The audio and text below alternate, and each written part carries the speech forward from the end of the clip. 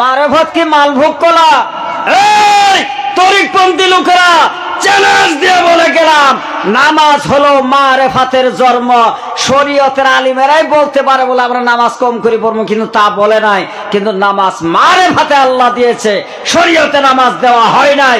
যদি তোমার দলিলের দরকার হয় তাহলে স্টেজে বসো, তোমাকে দলিল দিয়ে এই জায়গা থেকে চলে যাব। যদি না দিতে পারি আর জীবনে গোয়ালপাড়া ডিস্ট্রিক্টে আসবো। ভাই কথা বলেন ঠিক কিনা? তাহলে তোমরা কোন শরমে কোন লজ্জায় বলো কলে আমরা তরিকপন্থী মানুষ, আমরা নামাজ পড়া লাগবো না? তুমি গরিব তো নামাজ পড়া আগের দরকার, কারণ নামাজটা মারো হতে জন্ম। তাহলে মারো হত তো তরিক লোকের মানুষ বেশি মানে। কথা কোন ঠিক কিনা? এর দলিল আছে। এটা তো মোনাজারা জলসা না, মোনাজারা হলে তো ঠাউর পাইতেন। আজকে হার্টের বেমার যা আছে আছে গম পাইতেন কিছু।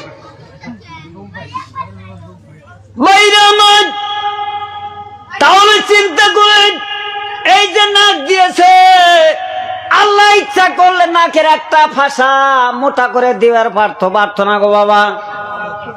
আল্লাহ বলেন যে না, যদি একটা ফাঁসায় যদি বানাইতাম ফাঁসাটা মোটা হইতো, বান্দার নিঃশ্বাস দিত, দুনিয়ার ধুলা বালু বান্দার নাকে চলে যাইতো, বান্দার ফেফড়া কলিজা হাড়টা জাম হয়ে যাইতো, বান্দা বাঁচবে না। যার জন্য ছোট্ট ছোট্ট করে দুইটা ফাঁসে লাগাইলেন, ফাঁসার মধ্যে আবার পশম লাগিয়ে দিল। হঠাৎ যদি ধুলি বালু করা যায় পশমের মধ্যে যেন আটকে, বান্দা যেন সুন্দরভাবে নিঃশ্বাস দিয়ে আমি আল্লাহকে যেন বান্দা আল্লাহ আল্লাহ বলে বান্দা ডাক দিতে পারে। ও বান্দা রে, তুমি বান্দা যখন আমি আল্লাহকে মহব্বত করে, আমি আল্লাহর ভয় নিয়ে যখন আল্লাহ বলে নিশির সময়কালে তুমি চোখের পানি বের করে যখন আল্লাহ বলে ডাক দাও, ও বান্দা তুমি ডাক দিলে একবার, আর আমি আল্লাহ তোমার ডাকের জবাব দিব ৭০ বার। একটু জোরে বলুন না মারহাবা। তাহলে বাবা বলেন তো, আমার আল্লাহর দয়া আছে কি না? সেই মহান মাবুদ, সেই আল্লাহ। আল্লাহ কয় উদুনি আস্তাজিব লাকুম, এই বান্দা তোমরা আমাকে ডাকো আর তোমার ডাকের সাড়া আমি দেই। যেরকম তোমার মায়ের আগেও আমি আল্লাহ জবাব দেই। সুবহানাল্লাহ বলে। যেরকম এক্সাম্পল, আপনার মারে যদি কোন এই বুড়ি বুড়ি আমারও ভাত দিলা না, তখন মা কোলে রাগ করে না গো বাবা। মা রাগ করে গাল ফোলায় থাকে, সন্তান আমার ডাকে মা মা গো আমার কিছু খাইতে দেন, মা কথা বলে না। ২ বার ডাক দে, মা বলে না। মা বলে তুই আমারে কেমন করে মা ডাকিস? বলে কেন? তুই না আমার বুড়ি বলে ডাকলি, আমাকে যদি বুড়ি বলে ডাকছস আমি তোর জবাব দেব না, তোর জবাব দেব না। তোর যদি কোনো জায়গায় মা আছে তাকে মা বলে ডাক, বলে কিনা ভাই? কথা বলেন, বলে কিনা? আবার যখন সন্তান মা মা ডাকতে ডাকতে যখন সন্তান জমিনের মধ্যে গড়িয়ে যায়, তখন জনম দুঃখিনী মা থাকতে পারেন না, দৌড়ে গিয়ে ওই সন্তানকে ধরে বলে, জীবনে যদি আর কোনোদিন আমাকে বুড়ি বলে ডাকিস তাহলে আমি তোকে আর কোনোদিনও কোলে নিব না। মা কোলে নেয়, কিন্তু ৩-৪ বার ডাক দেওয়ার পর সে যখন গড়াগড়ি পারে, মানে না, তখন যায় ধরে কয় গালার মধ্যে ২ থুংনা দিয়ে কয় বান্দর আরো আমার বুড়ি কুড়ি কবি, যদি আরেকদিন খালি কস তাহলে বলো তোরা আমি কোলে দিব না। আমার ভাষা বোঝা যাইতো বাবা? তদ্রুপ আল্লাহ বলে, এই বান্দা তোমার মাকে একবার মা বলে ডাকছো, গালি দিয়েছো, একবার গালি দিয়েছো, বুড়ি বলে গাল দিয়েছো, যার জন্য তুমি মা বলে ডাকতেছো। তোমার মা জবাব দেয় না, তোমার মাও রাগ করে আছে। ২ বার ডাকলা কথা বলে না, ৩ বার ডাক দিলা কথা বলে না। তাওবাতান নাসুহা, জোরে বলেন আল্লাহু আকবার। আল্লাহ বলেন, এই বান্দা তুমি মদ খাইছো, তুই তওবার দিকে। এই বান্দা তুই ভাঙ খাইছস, দুনিয়ার মানুষ তোরে দেখতে পারে না, তোরে গালি গালাজ করে, তোর স্ত্রী পর্যন্ত দেখতে পারে না। তুই যদি জীবনের মতন আমি আল্লাহকে ভয় করে মহব্বত করে যদি বান্দা একবার আলিমের হাত ধরে তওবা করস, তোর সমস্ত জীবনের ভাঙ খাওয়ার গুনাহ আমি আল্লাহ মাফ করে দিব। বলেন সুবহানাল্লাহ। এই বান্দা তুই জিনা করছো, গ্রামের মানুষ তোমাকে কেউ বাড়িতে উঠতে দেয় না।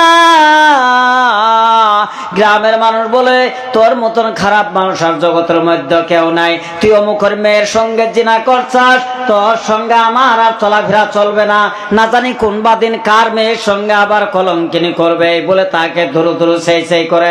আল্লাহ বলে জিনা করছস, তোরে কেউ দেখতে পারে না, আয় আয় বান্দা তুই আমার তওবার দিকে আয়, তু বইল আল্লাহ।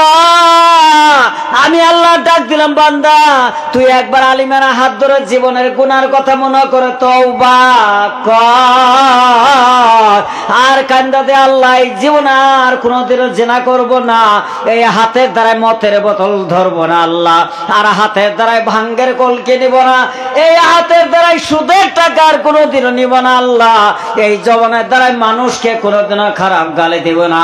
ইলাল্লাহি তাওবাতান নাসুহা। বান্দা যখন কান্দা যখন বান্দা তওবা করে, আল্লাহ ডাক দিয়ে বলে ফেরেশতা রে, ও ফেরেশতা তোরা সাক্ষী হয়ে যা। ওই বান্দা তওবার সময়কালে যখন চোখের পানি বের করছে, ওই চোখের পানিটা জমিনে পড়ার আগে বান্দার জীবনের গুনাহ আমি আল্লাহ মাফ কইরা দিলাম। বলেন সুবহানাল্লাহ। আল্লাহ বলে এই বান্দা তাহলে তাকাও রে তাকাও, তাহলে তোমার মায়ের চাইতেও বেশি মায়া আমি আল্লাহ তোমাকে করি। বান্দা তবু কি তোমার অন্তরে ভয় হয় না? এখনো কি আমি আল্লাহর কথা তোমার মনে হয় না? বান্দা বলো তো আমি আল্লাহ তোমাকে কত মায়া করি। ভাই করে না আল্লাহ মায়া? সেই আল্লাহর মায়া আমরা করি না। 5 ওয়াক্ত নামাজের কথা কইলে আর কি কই জারে, কইলে এত নামাজ পড়ে ধনীকে রাখিছে। আচ্ছা নামাজ পড়লে কোনদিন মানুষ ধনী হই গো? এবার হালিম তো আমি জীবনে কোনোদিন দিই নাই যা একটা হাদিস কব যে নামাজ পড়লে ধনী হয়, এই তুলনা দেয়। আবার কত গেলে মানুষ এমন জ্বালানি মানুষ আছে, কলে না শরীয়তে নামাজ পড়ি কি হবো, ওলে দিল হুজুরি কলবের নামাজ না থাকলে ভিতরে যদি মারাভতের বেলায় না তাহলে তো নামাজ হবো না। কথা ঠিকই কইছে, তো কমসে কম শরীয়তের নামাজটা পড় একটু। ভাই পড়া লাগবে না নাই ভাই? আর উল্টা হাদিস দেয়, কলে লা তাকরাবুস সালাত, লেহাইনা আছে হুজুর নামাজের কাছে যায় না। অতি যা আগের আয়াত কি আছে এটা পড়ে না। ও আনতুম সুকারা, ওয়া মানে এবং আনতুম মানে তোমরা, সুকার শব্দের অর্থ হলো নিশা। আল্লাহ কইছে যে নিশার অবস্থায় নামাজের নিকটবর্তী হয় না, কারণ নিশার ছুটে তুমি সূরা ফাতিহা পড়ো না, বইহি মা উঠা হো, তোমার তো হুঁশ জ্ঞান নাই। আছে না গো বাবা? নিশা যখন লাগবে ওর কোন ঠিক থাকবে, যার জন্য আল্লাহ পাক আয়াত নাযিল করলেন লা তাকরাবুস সালাত ওয়া আনতুম সুকারা। লা মানে না, তাকরাবু তুমি নিকটবর্তী হয় না, সালাত মানে নামাজের, তুমি যে নামাজ পড়তেছো আগেই তুমি নামাজের কাছে যায় না। ওয়া আনতুম সুকারা, যতক্ষণ পর্যন্ত তোমার ভিতর থেকে নিশার অবস্থা, নিশা ফাইটে না গেছে, তুমি সূরা ফাতিহা পড়তেছো না, কুলহু পড়তেছো, তোমার তো জ্ঞান নাই, ওই অবস্থায় নামাজ পড়তে নামাজ হবে না। এই বদমাশে তো এটা তো বুঝে নাই, ডাইরেক্ট কই কি না আল্লাহ নামাজের কাছে যাওয়ারই একবারে না করছে। দেখছেন এর সাথে কি পারা যাবো কি? কথা কোন হাসানা মিশা। নামাজের একটা ওয়াকিয়া শুনেন ভাই, খারাপ পাইতেছেন কি? কারণ ওয়াজ 1-1.5 ঘন্টা চালার পরে ওয়াজ শুরু হয়, 1-1.5 ঘন্টা আগে হেডলাইন ঠিক করি নেই না, খারাপ পাইতেছেন ভাই? ভাইরা আমার বন্ধুগণ, এই নামাজের মধ্যে কেমন গুণ, কেমন মহব্বত, কিন্তু আমাদের মানুষ নামাজে যায় না। অনেক মানুষে বলে নামাজ পড়লে বলে কপাল নষ্ট হয়, হাঁটু বলে নষ্ট হয়। বাবা বলে না গো, বলে ঘোড়ার গাদার মতন তাদের দাগ দেখা যায়, কি নামাজি কয় না। আরে বাবা, আপনার হাতটা যদি প্রত্যেক দিন যদি স্টেনের মধ্যে মারেন, হাতের মধ্যে দাগ আসবে কিনা? কথা বলেন আসবে কিনা? একটা কাপড় প্রত্যেক দিন যদি পাথরের মধ্যে বা কাঠের মধ্যে বাড়ি দেন, ওই কাপড়টা কমসে কম এক জায়গায় ফেটে যাবে, যাবে না গো বাবা। যার জন্য নামাজ পড়লে অঙ্গর দ্বারাই যে নামাজ পড়ছেন, কালো দাগ তো হবে। কালো দাগ হওয়া না হওয়া এর নিয়ে সহিহ হাদিসে কোনো খারাপ মন্তব্য করে নাই, কিন্তু আল্লাহর নবী বলেছে যে পাখরা উম্মত গুলি কিয়ামতের ময়দানে জান্নাতে যাবে।